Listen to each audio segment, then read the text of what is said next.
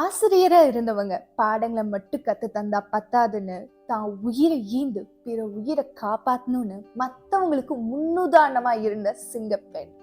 அன்று முதல் இன்று வரை ஆண்களுக்கு நிகரா பல உயிர்களை காப்பாத்தினவங்க யார் அவங்க? எஸ், வெல்கம் டு தி தெரியாத முகங்கள் சீரீஸ் எபிசோட் 2. இந்தியாவின் முதல் பெண் தீயணைப்பு அதிகாரி யார் அவங்கன்னு கேள்விப்பட்டிருக்கியா? என்னது, இந்தியாவின் முதல் பெண் தீயணைப்பு அதிகாரியா? யார் அவங்க? ஆமா, திருமதி மீனாட்சி விஜயகுமார் அவர்கள். தீயணைப்பு துறையில பெண்ணா? சுவாரஸ்யமா இருக்கே, அவங்கள பத்தி சொல்லுங்க. மீனாட்சி விஜயகுமார் அவர்கள் 1965ல சென்னையில பிறந்தவங்க. அவங்க ஃபேமிலி ஒரு சர்வீஸ் மைண்டட் ஃபேமிலின்னு சொல்லலாம். அவங்க தாத்தா கக்கன் அவர்கள்.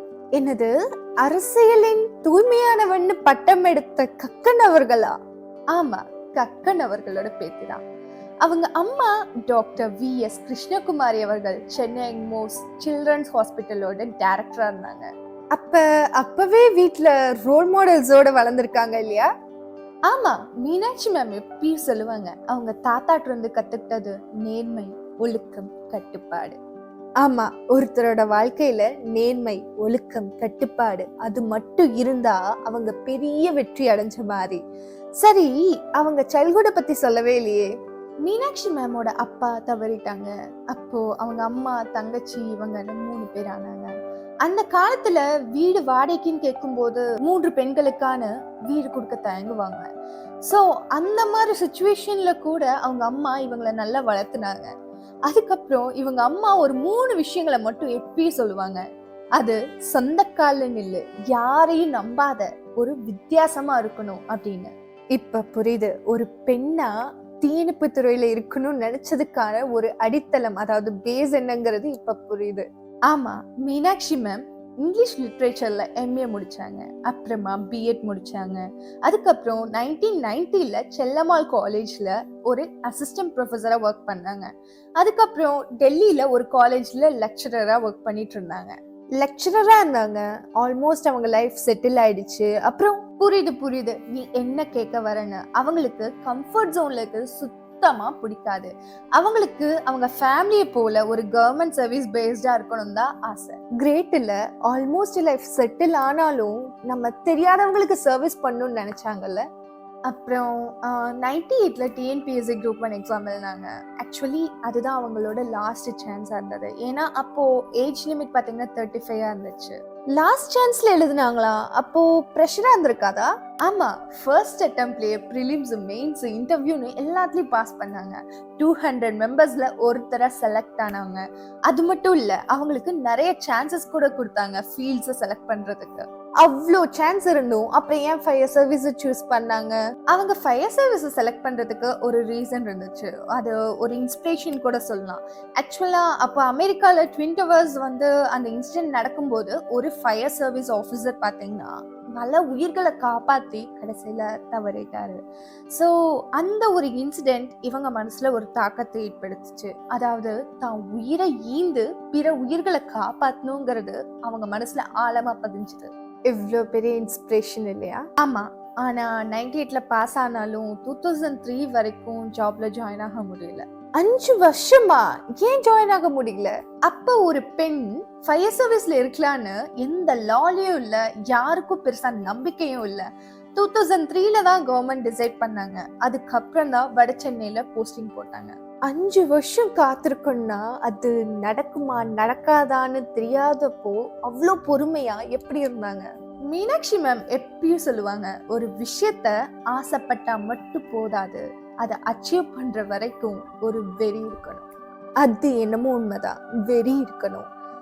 சரி, வட சென்னையில போஸ்டிங் வந்தது, ஆரம்ப காலத்துல ஸ்ட்ரகிள்ஸ் இருந்திருக்காதா? வட சென்னை ஒரு டிஃபிகல்ட் டைமா தான் இருந்தது. ஏன்னா அந்த இடத்துல பாத்தீங்கன்னா நிறைய ஃபயர் சர்வீஸ் தேவைப்படுற ஒரு இடமா இருந்தது. அது மட்டும் இல்லாம எல்லாரும் சொன்னாங்க, ஒரு பெண்ணால இதை பண்ண முடியுமா, குழந்தைய விட்டுட்டு வருவாங்களா, அந்த மாதிரி நிறைய பேசினாங்க. அப்படி சொல்லும் போது மீனாட்சி மேம் என்ன செஞ்சாங்க? அப்ப மீனாட்சி மேம் 24/7 எப்ப கால் வந்தாலும் உடனே கிளம்பிடுவாங்க.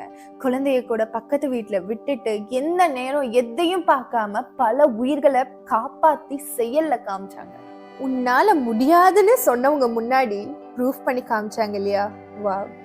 சரி, அவங்க கணவரை பத்தி சொல்லலையே. கணவர் திரு விஜயகுமார் அவர்கள், அவரு ஃபுல் சப்போர்ட்டா இருந்தாரு, இன்னும் சப்போர்ட்டா இருக்காரு.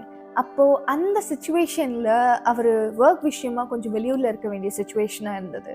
அப்ப இவங்க குழந்தைய யார் பாத்துக்கிட்டா? மீனாட்சி அவர்கள் தான் குழந்தை வேலைன்னு டுவல் ரோலா பாத்துக்கிட்டு இருந்தாங்க. சிங்க பெண்ணு நிறைய இடத்துல ப்ரூஃப் பண்ணாங்க. சரி, அவங்க ரெஸ்கியூ போகும்போது நிறைய இன்சிடென்ட்ஸ் இருந்திருக்கும் இல்லையா, லைக் சுனாமி, ஃப்ளட்ஸ். அதை பத்தி சொல்லேன். சுனாமி வந்தப்ப மெரினா பீச்ல தண்ணி லேடியா ஒரு ரெஸ்கியூ ஆபரேஷன்ல இருந்தாங்க. செகண்ட் வேவ நேர்ல பார்த்தாங்க. அப்ப சென்னையில 2015ல ஃப்ளட் வந்தப்போ வெள்ளம் அப்ப ஒரு ஹாஸ்பிட்டல் மொத்தமா தண்ணியில மூழ்கிடுச்சு. 100க்கும் மேற்பட்ட பேஷண்ட்ஸ இவங்க படகுல ஏத்தி காப்பாத்தினாங்க. 10 நாள் சாப்பாடு இல்ல, ஜுரம், கொசுக்கடி என்ன இருந்தாலும் டிசாஸ்டர்ல இருந்து பல உயிர்களை காப்பாத்தினாங்க. 2 பெரிய டிசாஸ்டர்ஸ்ல தான் உயிர் முக்கியம் இல்ல, பிற உயிர்களை காப்பாத்தணும்னு நினைச்சாங்களே, எவ்வளோ கிரேட் இல்லையா? Hats off to you ma'am. ஆமா, அப்புறம் 2012ல திருவல்லிக்கேணியில ஒரு பில்டிங் கொலாப்ஸ் ஆயிடுச்சு. அப்போ மீனாட்சி மேம் அவங்க டீம் வந்து அங்க போயிருந்தாங்க ரெஸ்கியூ ஆபரேஷனுக்காக. மொத்தமா 4 மாடி கட்டிடம். அந்த 4 மாடி கட்டடத்துல அந்த பில்டிங் கொலாப்ஸ் ஆகி கீழே விழுகுது. அதுல ஒரு அம்மா, ஒரு பையன், 2 பேரும் சிக்கிக்கிட்டாங்க. 4 பேத்துக்கு மேல இறந்துட்டாங்க. அதுக்கப்புறம் அந்த பில்லர்ஸ் எல்லாம் அந்த அம்மா பையன் மேல விழுந்திருந்தது. ஆக்சுவலா அங்க போய் நம்ம கடப்பாரை வச்சாலும் அது ரொம்ப உள்ள போகுது. அதனால இவங்க என்ன பண்ணாங்கன்னா, மொத்தமா அந்த பில்லர்ஸ் எல்லாத்தையும் கையில எடுத்து அம்மாவையும் பையனையும் காப்பாத்தினாங்க. ஃபர்ஸ்ட் பையனை காப்பாத்தினதுக்கு அப்புறம் அவங்க அம்மாவை போய் பார்க்கும்போது அவங்க அம்மா ஆல்ரெடி பாதி மயக்கத்துல இருந்தாங்க. அந்த ஒரு சிச்சுவேஷனை கூட ஈஸியா ஹேண்டில் பண்ணாங்க. என்னது, சீரியஸா தான் சொல்றியா? எனக்கு இது சினிமால இருக்கிற மாதிரி இருக்கு. இது ரியல் லைஃப்ங்கிறது என்னால சத்தியமா நினைச்சு பார்க்க முடியல. ஆமா, அந்த ரெஸ்கியூக்கு அப்புறம் ஜனாதிபதி அவர்கள் president's fire service gallantry award கொடுத்தாங்க. அது இந்தியாவோட highest fire service award. Yes, அவங்களுக்கு கண்டிப்பா விருது கொடுக்கணும், அவங்க பண்ண செயல்களுக்கு, அவங்களோட வீரத்துக்காக. அப்புறம் இவங்க ஸ்போர்ட்ஸ்லயும் நிறைய அவார்ட்ஸ் வாங்கியிருக்காங்க. 2010ல சவுத் கொரியால பார்த்தீங்கன்னா ஃபயர் ஃபைட்டர்ஸ் கேம்ஸ், அதாவது ஒரு ஒலிம்பிக்ஸ் மாதிரி, அந்த கேம்ஸ்ல ஒரு இந்தியாவோட ஃபர்ஸ்ட் உமனா ஃபயர் ஃபைட்டரா குண்டு எறிதல்ல தங்கப்பதக்கத்தை வாங்கியிருக்காங்க. அப்புறம் 2012ல ஆஸ்திரேலியால டென்னிஸ்ல கோல்டு, அதுக்கப்புறம் ஷார்ட் புட்ல சில்வர். அது மட்டும் இல்ல, 2017ல பேட்மிண்டன், அதாவது லாஸ் ஏஞ்சல்ஸ்ல பாத்தீங்கன்னா பிரான்ஸ் வாங்கியிருக்காங்க. ஸ்போர்ட்ஸ்லயும் கலக்கிட்டாங்க மீனாட்சி மேம். அதாவது சொல்லுவாங்க இல்லையா, வயது ஒரு தடை இல்லைன்னு, அதுக்கு ஒரு உதாரணம்னே சொல்லலாம். ஆமா, அதுக்கப்புறம் ஒரு ஆக்சிடென்ட்ல அவங்க கால் 2ஆ உடைஞ்சிருச்சு. நியர்லி 7 to 8 ஆப்ரேஷன்ஸ் வந்து நடந்துச்சு. அப்பதான் எல்லாரும் சொன்னாங்க, இவங்க கரியர் முடிஞ்சிருச்சு, அவ்வளவுதான், இவங்க எதுவுமே பண்ண முடியாது அப்படிங்கிற மாதிரி. ஆக்சிடென்டா? அதுல இருந்து எப்படி ஓவர் கம் ஆனாங்க? மற்றவங்க சொன்ன வார்த்தைகள் அவங்க மனசுல தாக்கத்தை ஏற்படுத்துச்சு. அப்போ மீனாட்சி அவர்கள் சொன்னாங்க, ஒரு ஃபியோனிக்ஸ் பறவை எரிந்து சாம்பலாய் மறுபடியும் உயிரோடு எழுந்து வருவாங்க, அது போலதான் நானும்னு சொன்னாங்க. அதாவது ட்ரெயின் பண்ணி எக்ஸசைஸ் பண்ணி மறுபடியும் நாக்பூர் யூபியில பார்த்தீங்கன்னா அவங்க டீமை கேப்டன்சியோட எடுத்துட்டு போய் 26 பதக்கங்களை வின் பண்ணி வந்தாங்க. வாவ், இதுதானே கம்பேக்னு சொல்றது. எவ்வளோ தடைகள் வந்தாலும் தன்னோட ட்ரீமை விட்டு கொடுக்கல. சரி, இப்ப நீ சொல்லு, மீனாட்சி விஜயகுமார்னா யாருன்னு? She is the iron lady. Yes, மகளிர் தினத்தன்னைக்கு மீனாட்சி விஜயகுமாரை பத்தி பேசுனதுல எனக்கு ரொம்ப மகிழ்ச்சி. Happy women's day. இதே போல தெரியாத முகங்கள் சீரீஸ்ல பல முகங்களை அறிமுகப்படுத்த போறோம். அடுத்த வாரம் இன்னும் ஒரு புதிய முகத்துடன். நன்றி, வணக்கம். மறக்காம சப்ஸ்கிரைப் பண்ணுங்க. சப்ஸ்கிரைப் பண்றது மட்டும் இல்லாம பக்கத்துல இருக்க பெல் ஐகானை கிளிக் பண்ணி அல்ல ஆல் அப்படிங்கிற ஆப்ஷன் மறக்காம கிளிக் பண்ணுங்க.